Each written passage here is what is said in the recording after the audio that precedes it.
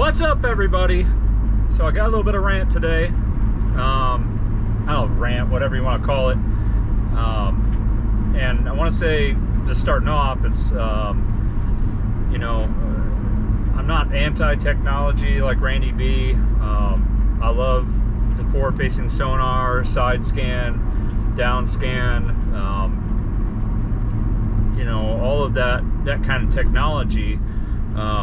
I love using it. My team partners would tell you that, I would much rather scan and look for them than to have to get in a big grass field and just fish to find them. I'm more, would rather be driving around until I see them than stop and cast them. That's what I like to do, and I like that kind of technology. But when you look at what is going on in bass fishing and the costs related with such, I think I see it being a huge problem as time goes on.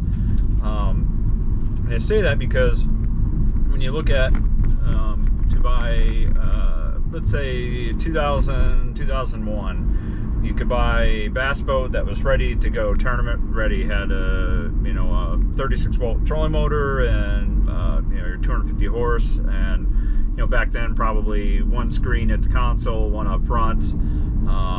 And I don't even know if side scan was out then yet, so you just had your mapping and your 2D, and you could do all that for, like say a Champion back then, 19.5 foot or maybe even 20 foot was going to be under $40,000, and you were ready to tournament fish at that price. Now, and as time has gone on, so let's kind of work slowly through this.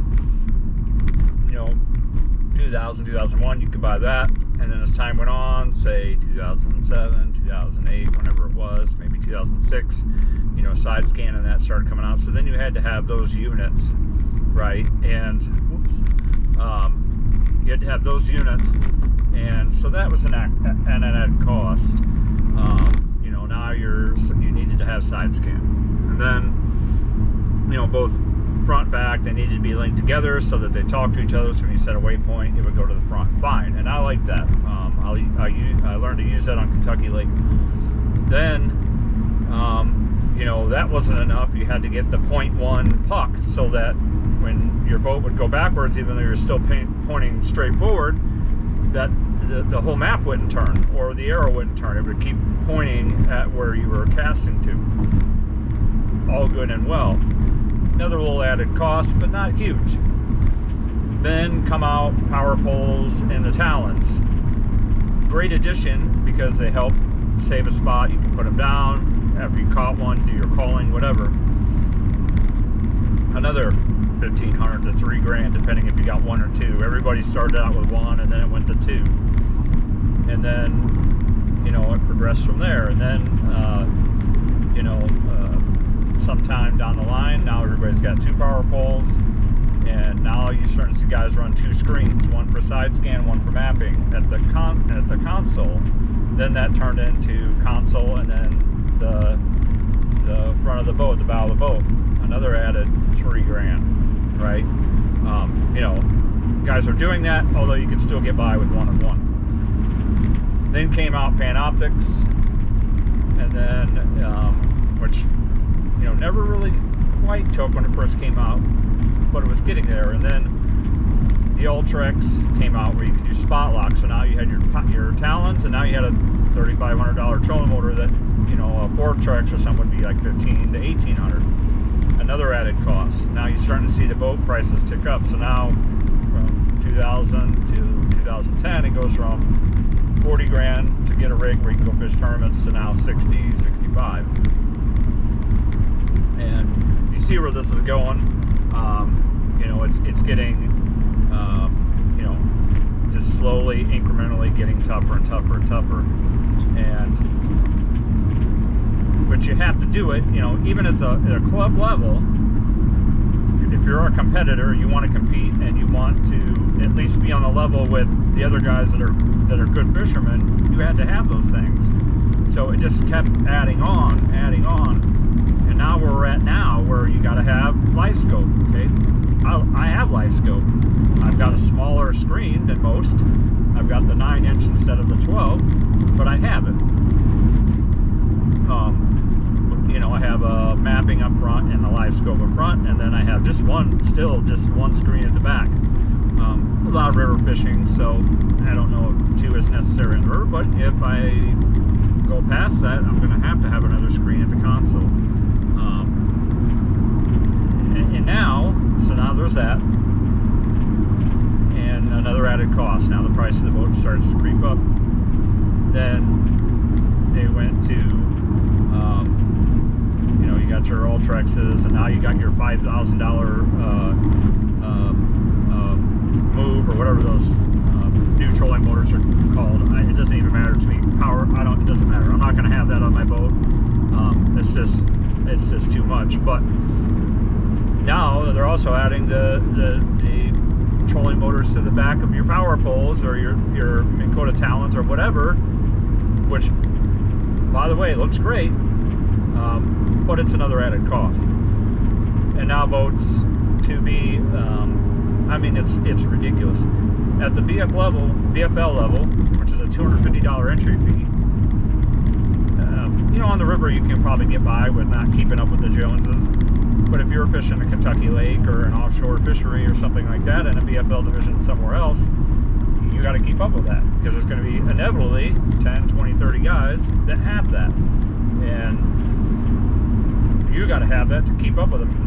You're at a disadvantage to what they are, and you may be just as good as they are, but the few extra tools that they have gives them that one extra level above you. Can you do it and be competitive without all that stuff? Sure. But on a week in, week out, tournament in, tournament out, basis, no. There's going to be events where yes. But over the course of a season, if you're doing it even just at that BFL level, it's going to be tough. And to me, that's a problem.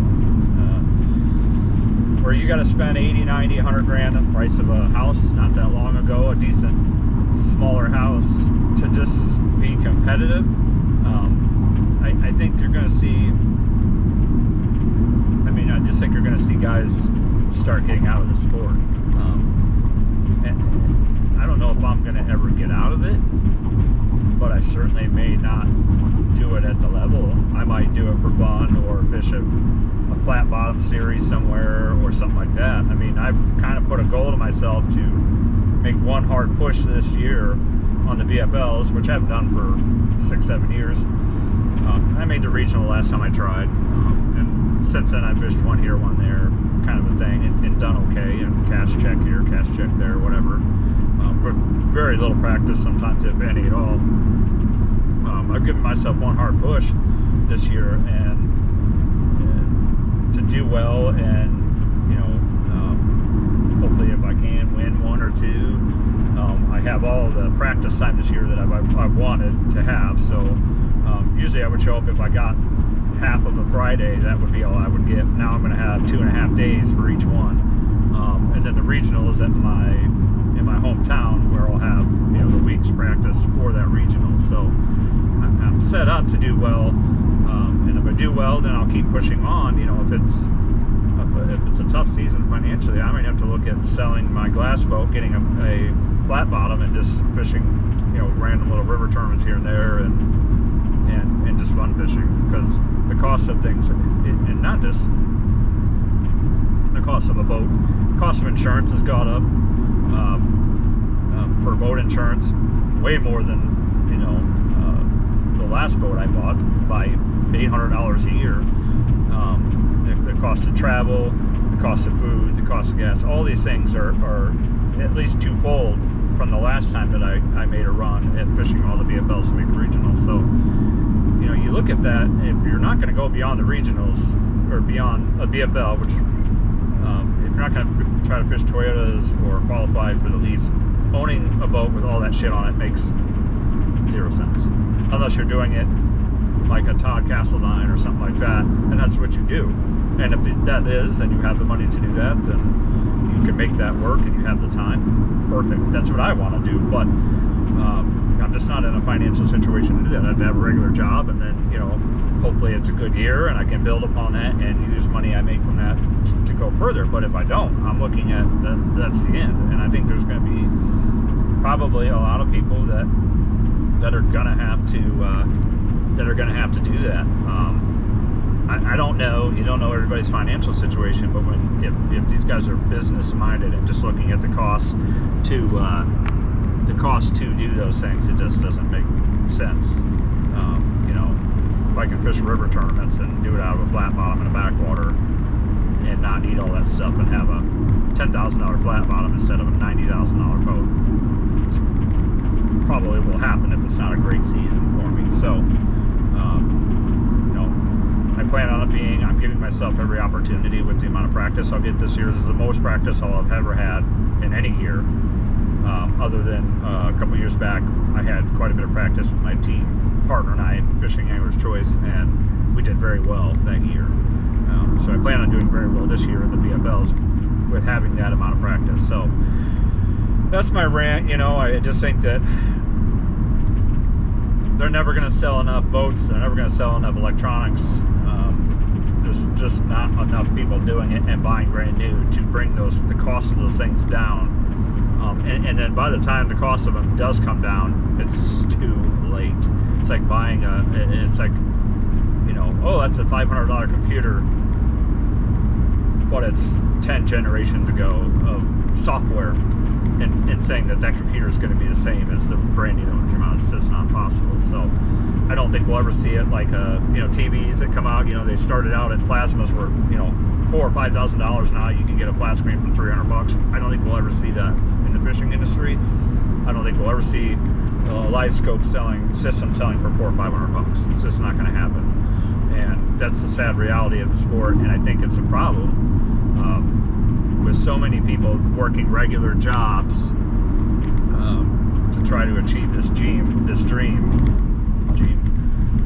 I think it's a real problem that fishing is facing, and I think some of these kids coming out of college that once their parents, and some of them may be doing it on their own, by the way, but if their parents are helping them financially, it'll be a rude awakening when you graduate college and you have student loans, and now you want to fish also and work a job, and then you realize with your student loans and what a boat loan is and how much that costs, and then the insurance, and if mom and dad aren't helping anymore, you're going to start to see, and this is not everybody, because there are kids that will make it work. Either their parents have a lot of money or they did very well at tournaments and built that money up. So I hate to see it going that way, but I think that's the way it's going. It's becoming a very expensive sport, and it saddens me. Me 20 years ago, I wouldn't be able to do it at all. I'd have to just fish team tournaments with a friend that owned a boat if I wanted to fish at all. All these things said, you haven't bought any tackle yet. You haven't bought any rods or any of that stuff that you have to keep up with every year. That's just boat cost. So, it's very expensive, and it saddens me to see that. So, can anything be done about it? I don't know. But that's my view on it. Like I said, I love all the technology. I'm not a hater of it. I just think that the cost of it is getting a little out of hand. So, let me know what you think. Are you seeing the same thing? Are you thinking the same thing?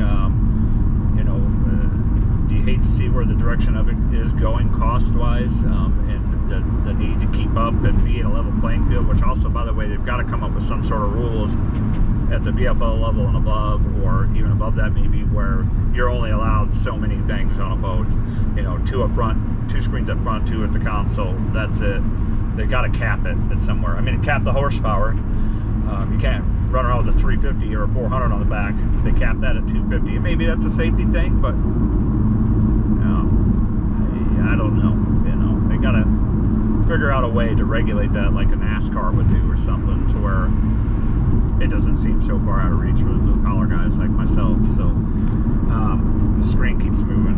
Sorry about that. Just got that sitting on the dash. But let me know what your thoughts are. If you stick around long enough to see the end of this, hopefully figure out some sort of way to bring it back in line, or cap it off to where everything's kind of a little bit more equal and fair.